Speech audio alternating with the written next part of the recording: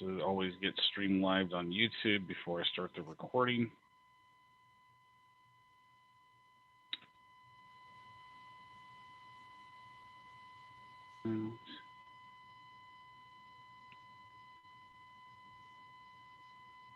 All right, welcome to this week's edition of the 10X Business Owners Mastermind Call. My name is John Pyron, the business doctor. I am your host for today, and I got my co-host, my counterpart, Mr. Alan Reeves. Alan, say hello. You are muted, sir. Okay, we'll try it again. Good day, everybody. Let's get with the program, man. I know. Let's get on the This is going to be fun. So, and we got, I always like to reward people that show up on time. We're going to have a lot more people joining us, but I really like to take advantage of those people in a good way that show up on time. So with that said, Mr. Rick Zeller, would you mind introducing yourself and tell us a little bit about you and your business? Okay, glad to. Yeah, I live in Rockland. My name is Rick Zeller. I'm married. We have 4 kids, 12 grandkids, 4 great-grandbabies. Unfortunately, they're all over the place. Haven't seen some of them in quite a while now, at least a year. But I am in the basically safe money management business. I personally help a lot of people with their retirement, but I have a life insurance agency with approximately 400 agents all over the country. And a lot of that is due to the COVID, frankly, and adapting to Zoom, because we were primarily a Northern California business. And now we are literally in almost every state, except we don't do business in New York outside of that. So. Wow. It's been a while since I've talked with you. I've known you for quite a while. Yeah. And that's exciting that you've expanded nationwide. So congratulations. Thank you. So do me a favor I've allowed people to rename themselves. If you can rename after Rick Zeller, put your website address after that. And that way people can, just like Dan Knapp did here, that way people can find you and connect with you on the web as well. Mr. Dan, take a little moment and tell us about you and your business and so forth. Okay. My name's Dan Knapp. I'm the owner of Red Hot Media Productions. I do web design. I have a program called Biz Sites, and I also do videos and animations. And same thing with, I was Zooming, before it was popular, before it became a thing, because I have, that's helped me establish customers pretty much nationwide. So it really is about taking advantage of, the technology and the situation that you're in. So that's what I got. Awesome stuff. And then, so myself and Alan Reeves were your hosts for today. And then Allison, do you want to introduce yourself? Sure. Hi, guys. Allison Pyron, John's wife, and been in sales and marketing for about 15 years, security industry, 15 years with that. And so very knowledgeable when it comes to customer service, ideas for marketing with your business, and or a lot of sales ideas. So that's my background. Awesome stuff. So I'm very blessed and very fortunate, as you can tell, okay, because she is going after the customer service side of things, and really we've got some big plans going on there. So the whole purpose of this call is very simple. Get together as business owners every single week. We're talking about real world business problems, challenges that we're having right now. I usually go into, out of the 12 clients that I personally work with one-on-one, what is the biggest or most common business challenge I ran through this week, and I'm going to talk about it and give some training on it and some teaching on it, so hopefully it can help you in your business. And then Alan Reeves, same thing, has about 480 clients all over the country, and with him and his team, they deal with certain technology problems that businesses have. And one of the things we were talking about prior to the call, and let's just talk about it real quick, is like, who on here, just put in the chat window, has ever shopped on Amazon.com? okay, or even raise your hand or whatever, right? And so one of the things, I got a call, I think it was about 4 or 5 days ago, going, hey, somebody has placed an order. And we're suspecting fraudulent activity.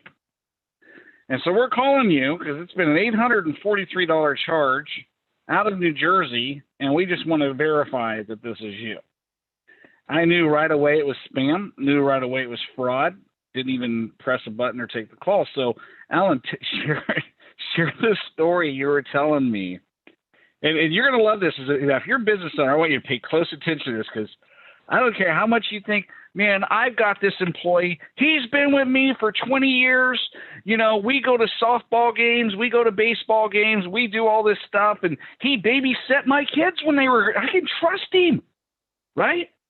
And I know God knows how many companies over and over again, and they've learned this very lesson right here. Go ahead and take it away, Alan.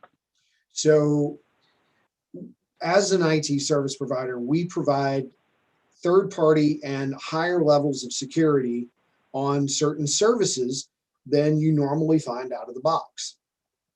What does this translate to in a non-technical term? Well, you can subscribe to services by themselves, or you can get them through us. There's a lot of value add there.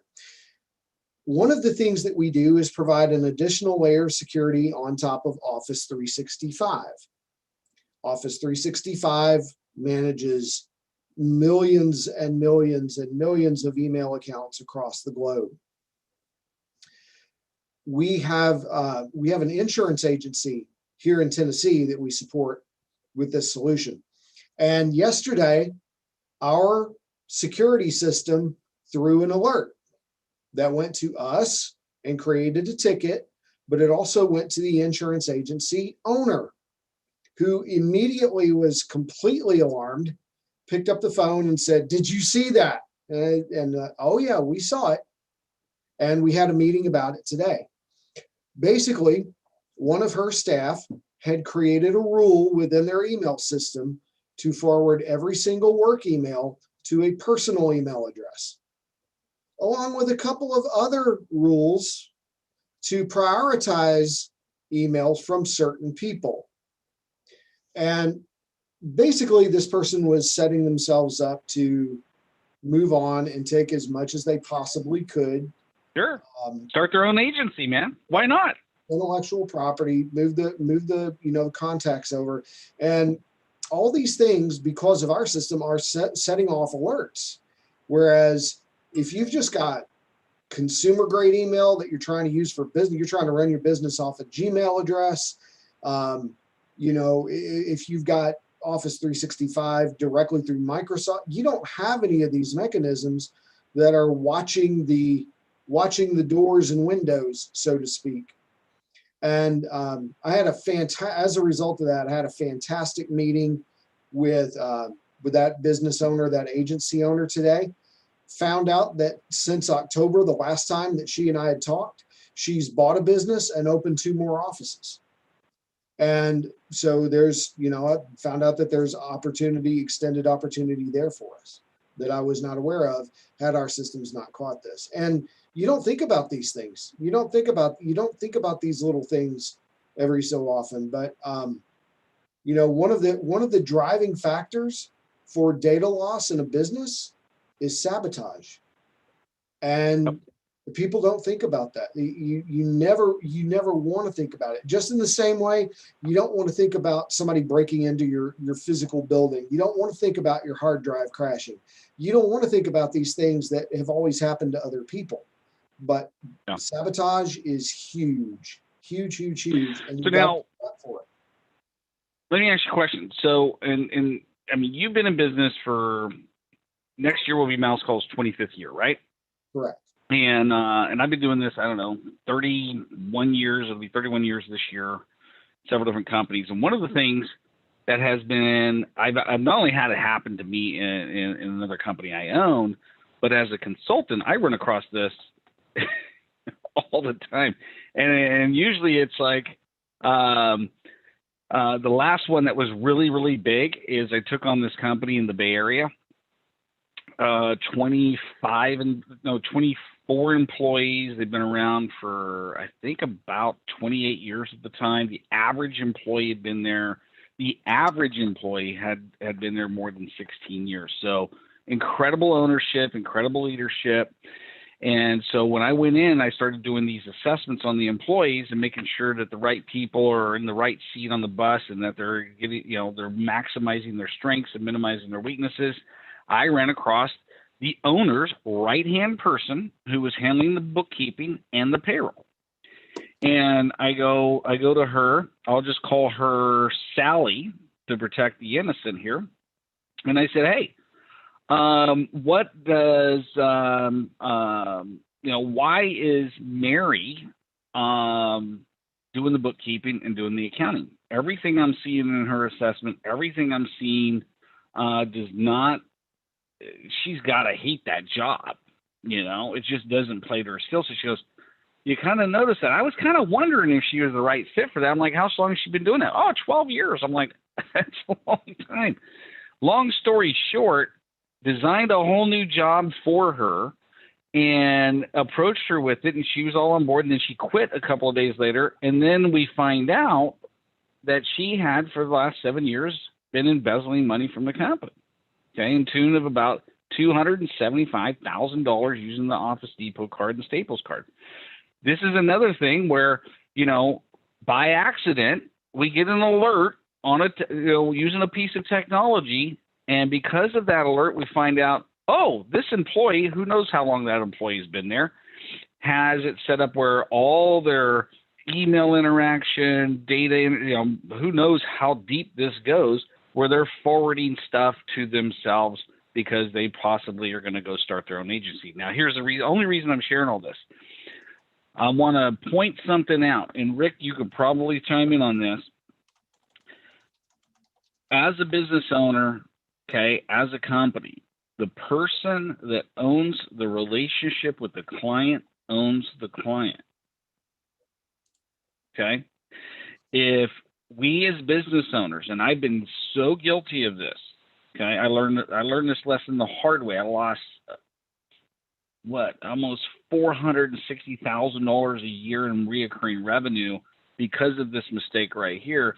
Is I allowed my business partner to own the client relationship, and when he bailed, he took 40% of the company with him.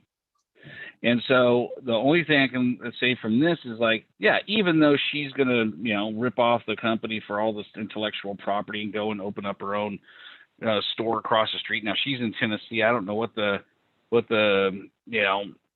laws are there. Here in California, there is no non-compete and there is no non-solicitation. Any employee that works for me can go across the street, open up a business and solicit my clients, and there's not a dang thing I can do about it. But here's what I can do about it is I can own that relationship with that client. And so I want to encourage you as a business owner, be very mindful and be very careful about becoming lazy in the client relationship and assuming just because a client's been with you for 5 years that they're going to continue to be with you. Alan Reeves has been a client of mine for over 5 years. And it's very easy for me to just get into maintenance mode. But I have to always ask myself every month, would I continue to pay me the money Alan's paying me? Am I providing the value there? And if you always look at your client relationship that way, it's like, would I pay me, for what I'm delivering to this person?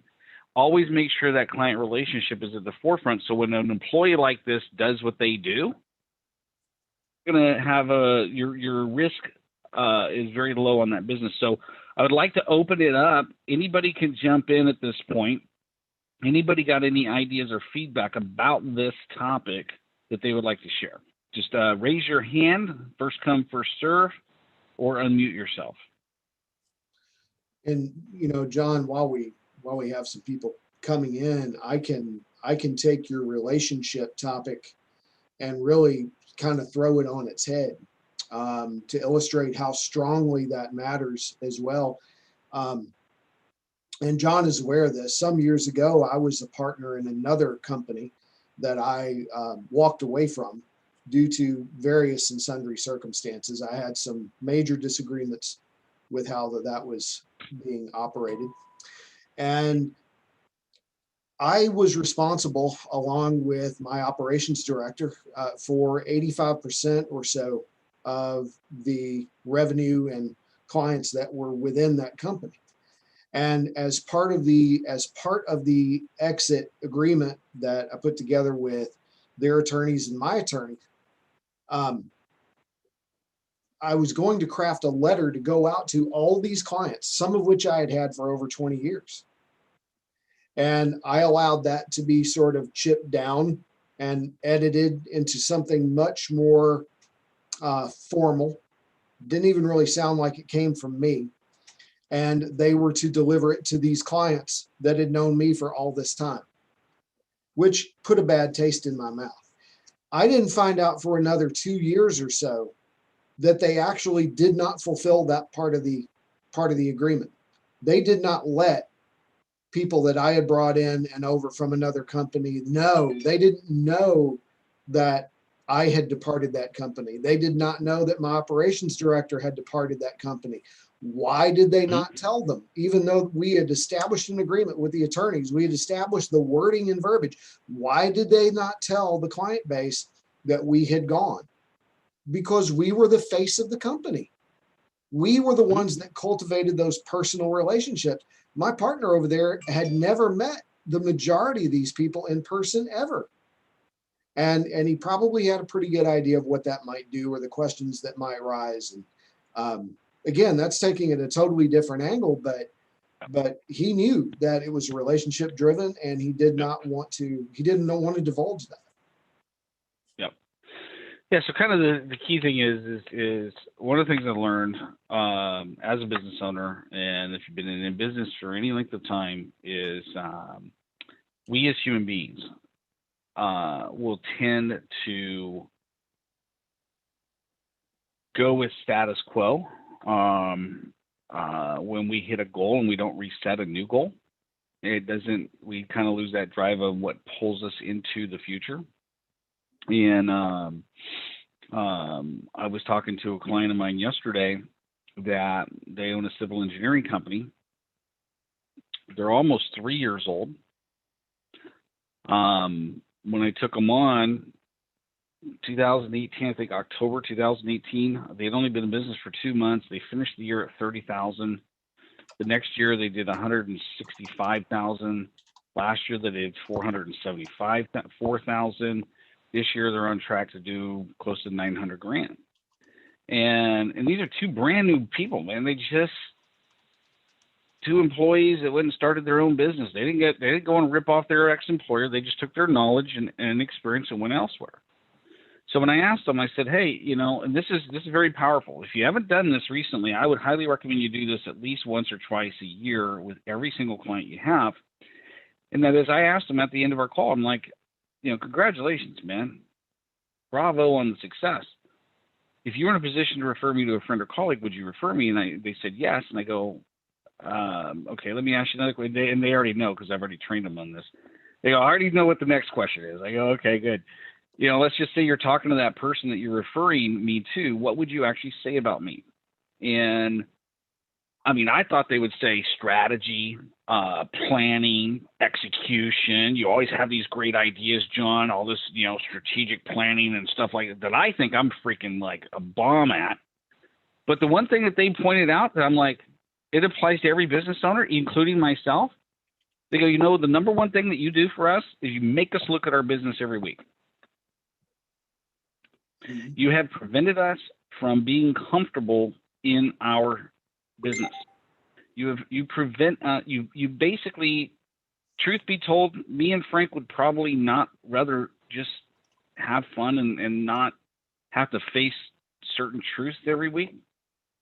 But the reason we've grown is you bring that accountability in place. And so what I've learned over the many years is if I'm not growing and I'm not stretching, whether it be business, whether it be marriage, health, fitness, as a father, as a husband, right? I have to look at who am I accountable to? Who's holding me accountable, right? The only reason I work with a guy named Michael Gannon, which most people call him, he's a counselor. right? I look at him as a coach. The dude forces me to look at me. You know, the reason that, you know, we work as a couple with this guy is because he forces us to look at our relationship as a married couple and makes us stretch further. The only reason I connect with Mike Sastry and Dave Vanny and Steve Napaton, my business coaches, right, different business coaches, is they force me to look at me. They force me to grow and expand and stretch, you know? And so whatever that is for you that you're trying to improve on, that you're trying to expand on, that you're trying to pull yourself to a higher level, the best way and the fastest way to get there is to find somebody that pulls you into that. And this is not a pitch for John Pyron Coaching, or any of that crap. It's, there is somebody out there that you have respect for, not necessarily influence over, somebody that will pull you and get the most out of you. And if you don't have somebody like that, whatever area of your life you're trying to improve, highly recommend you get it. Those people will watch your back as well. Okay. And so kind of one of the business principles this week is checks and balances is extremely important, not just technology wise, employee wise, understanding your people, understanding yourself, and putting in place things that can hold you accountable and bring you into the future to play at a higher level. And so that's kind of what I wanted to share with you today. Alan, I know that you wanted to share what you shared with you today. Let's kind of open it up. This is the portion of the call where you can ask whatever question you want. You can bring to the table a business problem, a business challenge, a goal, an opportunity, and share it with the group. Understand this is being recorded and streamed nationally, actually internationally on YouTube. And so, and we want to mastermind with you. And so Barbara raised her hand here. And so go ahead and unmute yourself, Barbara, and what can we help you out with today? Thank you, John. I wanted to build on something that Alan was talking about, and that's the intellectual property issue. Certainly, we don't think about our email lists being our intellectual property. I work in copyright compliance education and securing online content. So Alan has the techie stuff going on in the back. I work on the other side of making sure you've got your ducks in a row concerning licensing, disclaimers, terms and conditions, copyright, so that also builds in some protection for your intellectual property, because it is our greatest asset as a business owner, our intellectual property. So whatever we create, so what, what kind of questions, what kind of challenges can we help you out with today? Well, I just was making that comment to build on what Alan had said.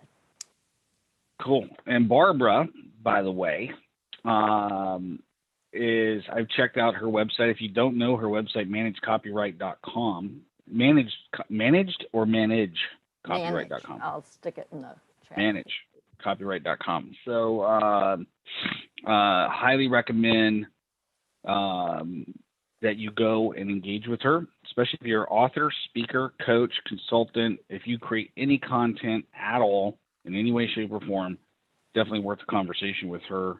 Aren't you building out an affiliate program too? Yes. Yes. Okay. So in pretty much anybody that creates content, writes content, anything like that, be a great resource. I've referred several clients to Barbara. I had great experience with that. So, but the one I want you to share with them, what is the one principle that you learned over this last week?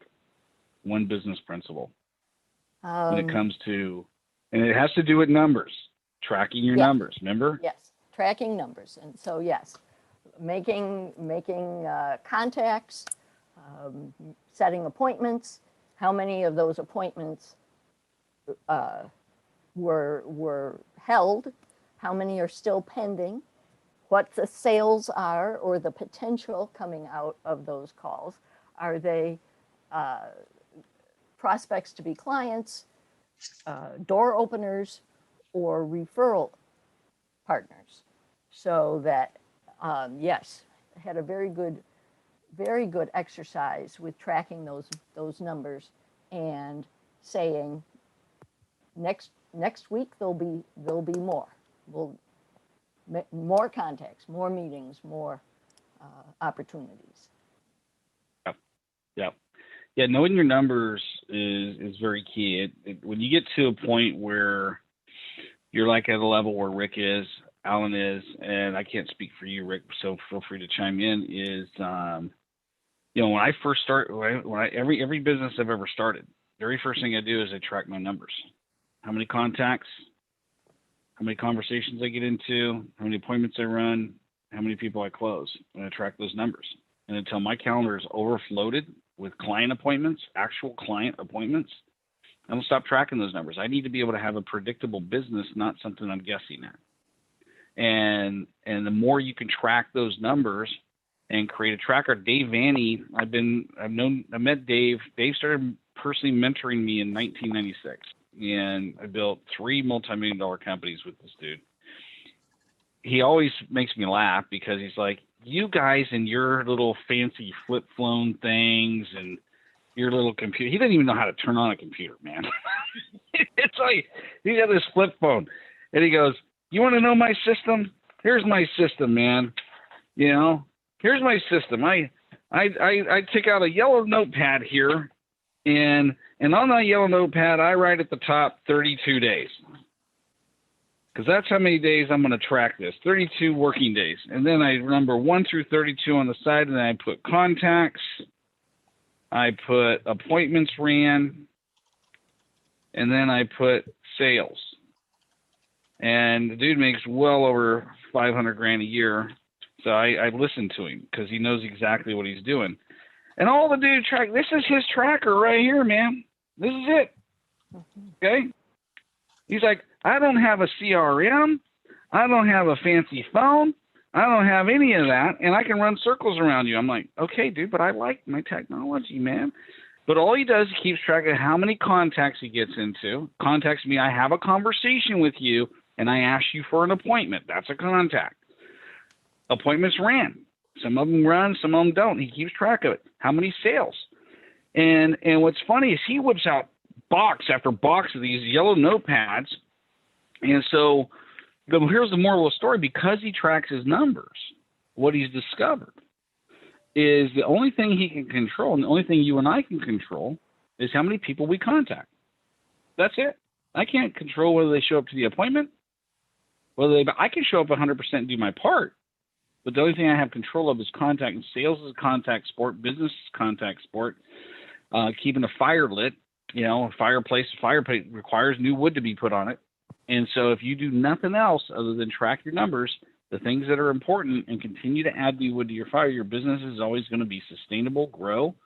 And then you do what several people on this call have done, is you get some new strategies and you pivot your business during an economic downturn like COVID, and you end up growing a lot and taking advantage of it. So I want to commend you, Barbara, on doing that, because that's going to pay off big time. So thank you for the lesson. Yeah. All right. So Barbara put her contact information, and if you haven't done it already, put your contact information in the chat window so everybody else can get access to it, and you guys can network and connect. All right. Who's next? Who's got a business problem, challenge, question? Anybody? Comment? Either unmute yourself, raise your hand. Eric Hutton, how are you, bud? I'm doing pretty good. I was just going to make a comment that on copyright stuff, there's a lot of different ways that copyright can happen. Because if you're doing a website, for instance, you can have an artistic copyright and you can have a programming copyright on top of the same thing. So the same web page can have multiple copyright owners if you aren't looking into it. So copyright can be pretty involved. And if you haven't investigated it for your company, you may want to. And making sure that you have the ownership, that you have the licenses that you can get into the back end so that the web designer doesn't hold all the cards. Thank you, Eric. Yeah. And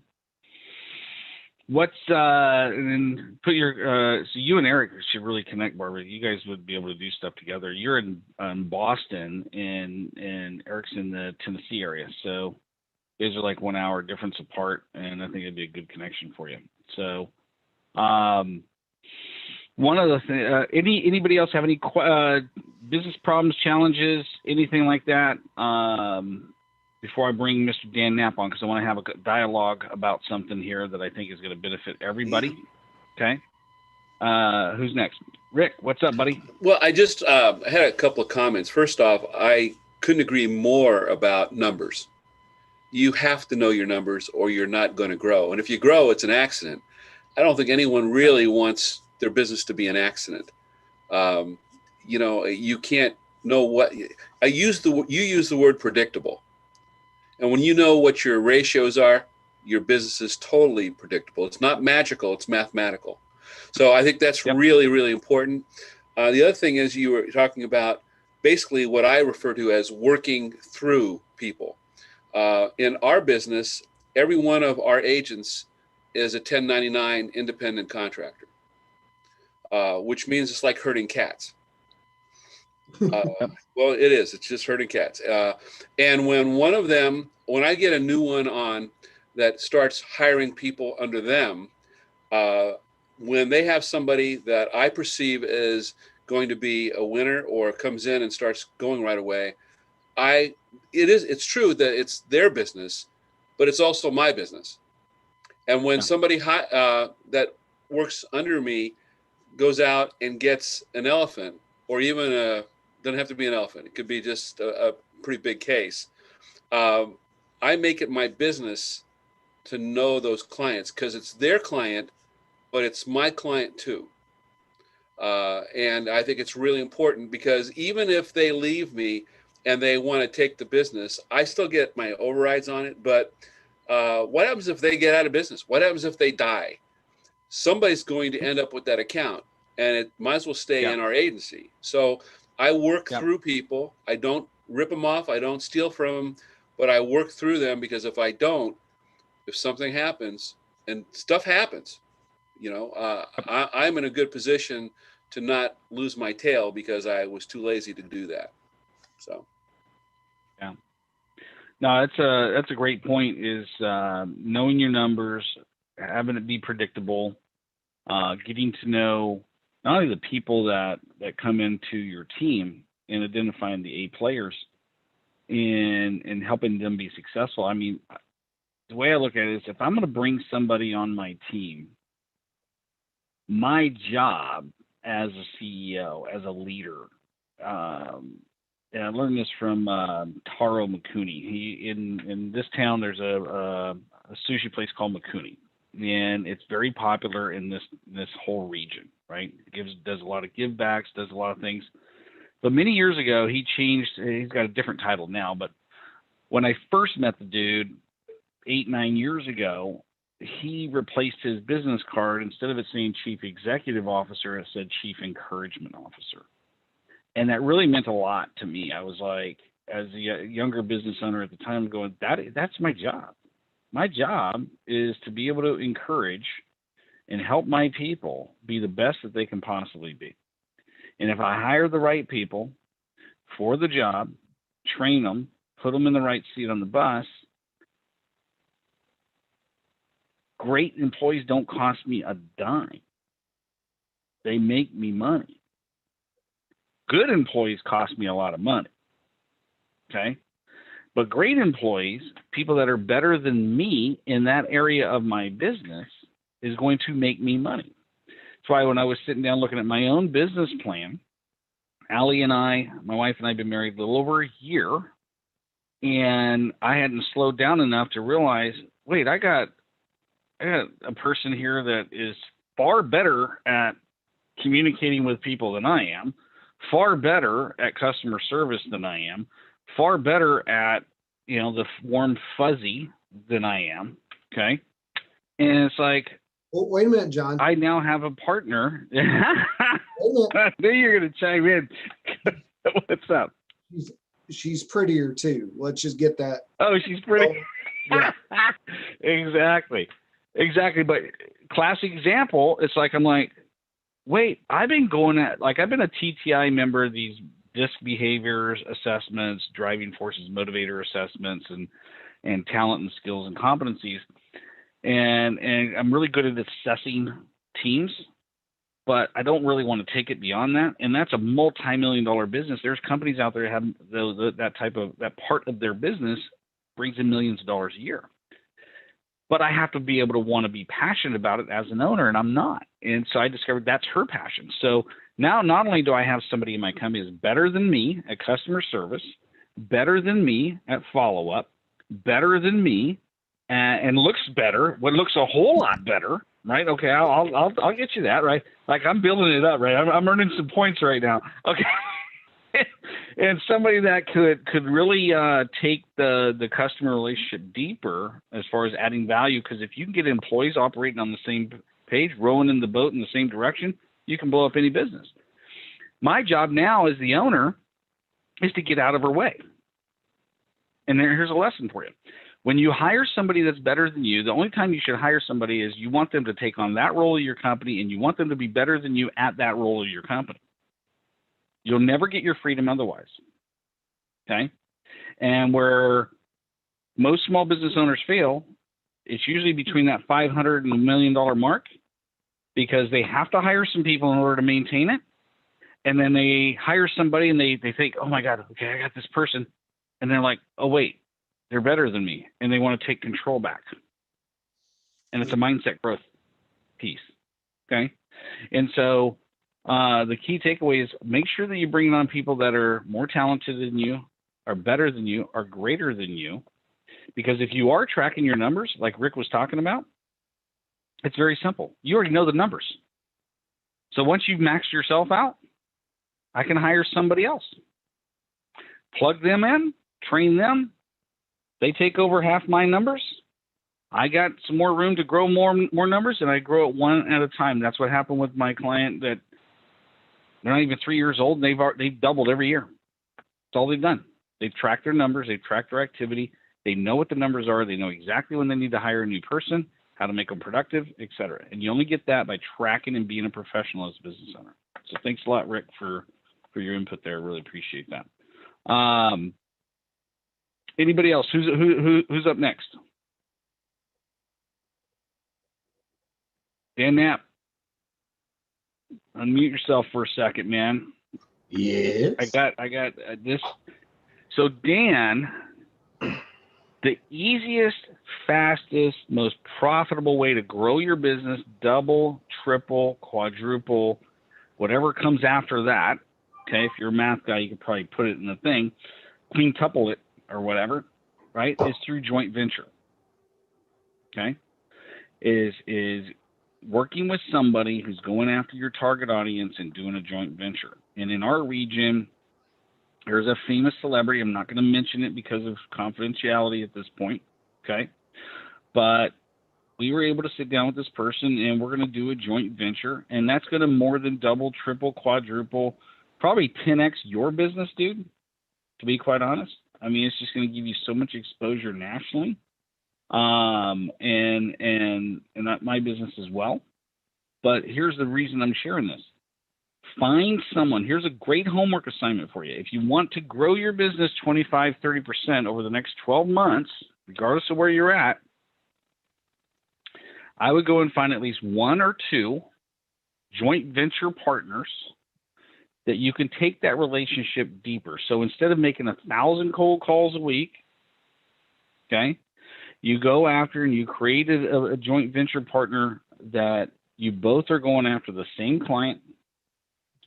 You both have shared values, most importantly, shared values that you share in business, and you get along together. And then you could do some stuff like Dan's doing with this guy, and I'm doing with this guy as well, where this is going to give me Dan exposure to hundreds of thousands of people we don't have access to right now, and it's going to give him access to the same. Okay? So when you think about who your joint venture partners are, the easiest way to find them is to pick your top 10 favorite clients, the ones that you love the most, and ask them who they're using for other services that they buy. That'll be the easiest way to get your list of 5 to 10 potential joint venture partners, and through a selective interview process, you find the one that you click with and resonate the most with, and you take that relationship very, very deep. I know for certain industries, especially the insurance industry, relationships are huge. I would imagine, Rick, that a crap ton of your business just comes through word of mouth. And so same thing here. So everybody on the call, everybody listening to the recording, it's never been easier to create joint ventures. It's never been easier to create affiliate commissions from people. But more importantly, it's that social currency that you get by helping another business owner out when you're both going after the same client, and they can reciprocate. Okay. So any other feedback, questions, anything else that you want to go over? Alan, got anything? Well, I thought of something a minute ago, and when you were about to segue into Dan, I actually thought that this was a great appropriation of something that is relevant to Barbara and what Eric said and what Dan does. And kind of going back to that intellectual property and business owners that might step in something that they weren't expecting. Years and years ago, I was having my website redesigned by a gentleman, and we were adding a particular page, and it wasn't quite complete yet. And I just needed a placeholder image until I got a particular picture taken in a day or two. And the guy took a picture off of the web, threw it up there, and that picture ended up costing me over $1,000. And the reason was there are law firms out there that have programs that scour the internet actively looking for copyrighted or trademarked pictures that are being used without authorization. And Getty Images, they're very aggressive. And over the course of that evening, during the 24 hours that picture was up, it got popped. And of course, I never worked with that web designer again. Never got my business ever again. But it was a very expensive lesson. And that's, again, that's something where joint ventures are very important, because you're working with a partner that you is established and that you trust. If you're doing business with, or you're outsourcing to maybe somebody where there's been no to very little quality control, no TTI test, no anything like that, you may not know what you're getting, and he may end up getting you in a little bit of hurt. So just an observation from the previous conversations. Yep. Vet any type of referral source. So my experience, and some people thought I'm crazy, is like whenever I'm wanting to vet a potential referral source, I pick my number one most favorite client, the most profitable client I have, the one I have the best relationship with. And I call them up, man. I tell them, hey, I'm thinking about referring this person to my network, to my client base, and I value your opinion so much that I would love for you to take this person's call, go through their spiel, their whole process, and buy, don't buy, it doesn't really matter to me, but I really want to get your feedback. We can meet up over lunch or dinner. I'm buying. Would you be willing to do that for me? They always say yes. Because I have the least risk of losing a favorite best client with something like that I have a really good relationship with versus somebody else. And I want their honest feedback. Okay. But I tell you, man, once you get 3 or 4 really good, solid reciprocal referral relationships, you can go, I mean, the sky's the limit at that point. You can grow your business at any time. But understand, if you're not keeping in touch and maintaining those relationships, that means you're not depositing money in that social bank account, which means that in your time that you really need, you're not going to have anything to withdraw.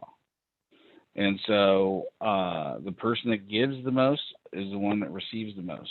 And so you never know where that's going to come from. So all your clients have problems, just go out and help them solve their problems. So with that said, you guys have a wonderful week. So next week we'll show up and bring your biggest business problem, challenge, opportunity, goals. We'll help you out any way we can. So if you got a lot of value out of this, like it, share it. If you're out there in YouTube land, like it, share it, give us some feedback, and hit the website.